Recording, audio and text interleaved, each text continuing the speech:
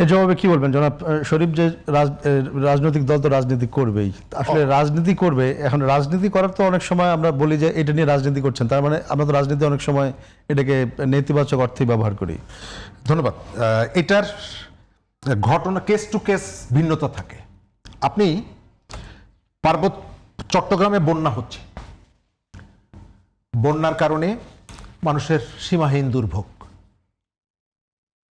এর মধ্যে আমরা দেখলাম সংসদের বিরোধী দলের নেতা তিনি সেখানে গেলেন, তিনি গিয়ে রিলিফ দিচ্ছেন, এবং আমি দেখেছি যে তিনি সরকারি দলের অনেক মন্ত্রীর আগে তিনি গিয়েছেন।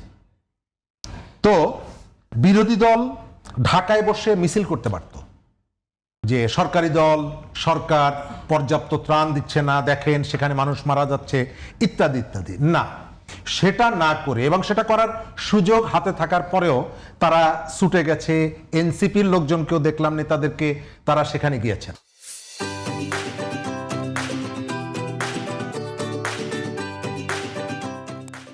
তো আমি যেটা মনে করি যে আপনি রাজনীতি একাধিকভাবে করতে পারেন।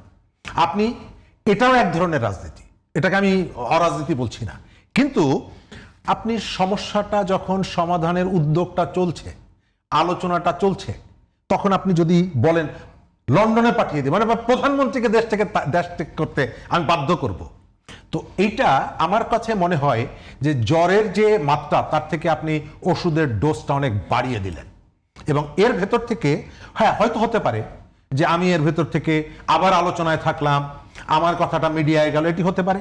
কিন্তু আপনি যদি ইন্টারমিডিয়েট পরীক্ষার্থী যারা তাদের অভিভাবকদেরকে জিজ্ঞেস করেন, আমার ধারণা 99.99% অভিভাবক চান যে এই ইস্যুটা নিয়ে যাতে তাদের সন্তানরা অস্বাভাবিক প্রতিক্রিয়া না দেখান, সরকার এটি নিয়ে কোনো ধরনের একগুঁয়েমি ভাব না দেখান, আর এটাকে নিয়ে বাংলাদেশে এই যে জল ঘোলা করার যে রাজনীতিটা শুরু হয়েছে, পাল্টাপাল্টি অভিযোগ, সমর্থন পাল্টা সমর্থন, আমার ধারণা কোনো অভিভাবক এটি চাইছেন না।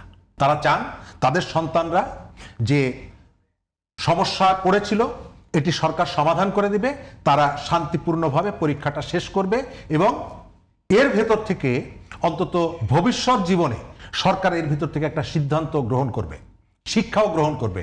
আমি আপনার এইখানে আলোচনাটা শেষ করে দেবো এই জায়গাটায়। আমার মনে হয় এই মিছিল হলো কি হলো না, বাস ভাঙা হলো কি হলো না, তার থেকে ইম্পর্টেন্ট বিষয় হচ্ছে যে আমাদের এই যে পরীক্ষার যে ক্যালেন্ডার, এটি নিয়ে আমাদের এখন আলোচনা করা দরকার।